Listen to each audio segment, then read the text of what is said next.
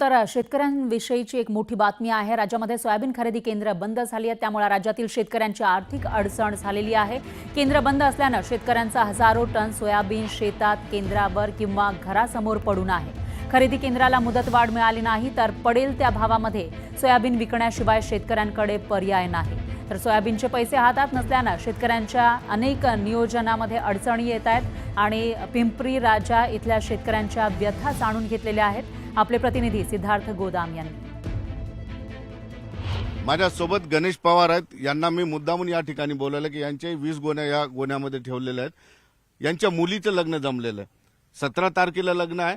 मात्र 17 तारखेला लग्न या सोयाबीनच्या भरोश्यावर त्यांनी काढलं होतं, मात्र आता याचा पैसा त्यांच्या हातात येणार नाही। त्यांच्याकडे एकच पर्याय आहे की हा माल खाजगी बाजारात विकावा लागेल आणि खाजगी बाजारात हा माल जो आहे पडेल भावात विक्रीला जाऊ शकतो किंवा त्याचे पैसे हातात पडणार नाही। गणेशराव, 4-5 दिवसावर मुलीचं लग्न आलंय, विचारू नका। आता माय भीक मागू देना आणि बाप पोट भरू देना। आजचं तुमचं हे राज्य सरकार आहे साहेब, हमी भाव तर नाहीच नाही। बरं, मुदत मला काय सांगायची हो, मुदत म्हणजे काय नेमकं? जेव्हा मुदत दिली त्यांनी ती सर्वसाधारण शेतकऱ्याला माहीत नाही। सरकारने मुदत वाढवून द्यावी आणि जोपर्यंत शेतकऱ्याच्या घरात सोयाबीन आहे तोपर्यंत शासनाने खरेदी चालू ठेवावी। कारण हे लिमिटच नको की हा लिमिट ज्यावेळेस माल संपन त्यावेळेस केंद्र बंद करावी। 10 गोणे घरी ठेवलेले, सरकारनं भाव द्यावा अशी आमची इच्छा आहे। खरेदी करावं। खरेदी आता नाही दिला भाव तर काय करणार? मग आता काय कवडी भाव विकावं लागेल साहेब, तर पर्याय नाही। आता उजूक 2-4 महिने आता वावर तयार करायचे, नांगर फनाट वखर करायचं आहे, सगळं करायचं, त्याच्यासाठी पैसा लागेल ना। आता पुढे शेती करावं लागेल।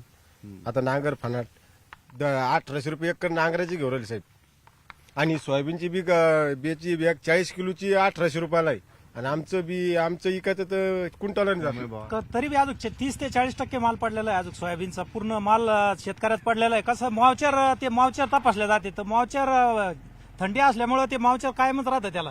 आता ऊन पडायला लागलं, लोकांना वाटलं ऊन पडल्याच्या नंतर वाळू घालू आणि मग आपण केंद्राला नेऊ, तर ते केंद्राला नेल्याच्या नंतर ते हे नाही करू राहिले, त्याला खरेदीच बंद सांगू राहिले ते का बाबा आम्ही माल घेतला जाणार। गरजेचं आहे खरेदी सुरू करणं। खरेदी आता आहे ना, कमीत कमी 1 महिनाभर तरी चालू ठेवायला पाहिजे, मग शेतकऱ्या सगळा माल चालला जाईल। सुधीर जाधव सह सिद्धार्थ गोदाम, न्यूज 18 लोकमत, पिंपरी राजा। यानंतर पाहूयात पुढची बातमी। राष्ट्रवादी काँग्रेसचे प्रवक्ते उमेश पाटील यांना घर वापसीनंतर पक्षांतर्गत धुसफूस कायम असल्याचं दिसतंय। उमेश पाटील यांच्या घर वापसीनंतर माजी आमदार राजन पाटील विरुद्ध उमेश पाटील गटातील शाब्दिक वाद समोर आलेला आहे। अशातच राजन पाटील यांचे पुत्र अजिंक्य राणा पाटील यांनी उमेश पाटलांवर सडकून टीका केली आहे। उमेश पाटलांना कोणत्याही पक्षामध्ये घेतलं नाही म्हणून ते राष्ट्रवादीमध्ये परतले। बूट चाटून कधी राजकारण करू नये असं म्हणतात, पण उमेश पाटील बुटाखालील माती पण खातील असं म्हणत अजिंक्य राणा पाटलांनी उमेश पाटलांवर हल्लाबोल केला।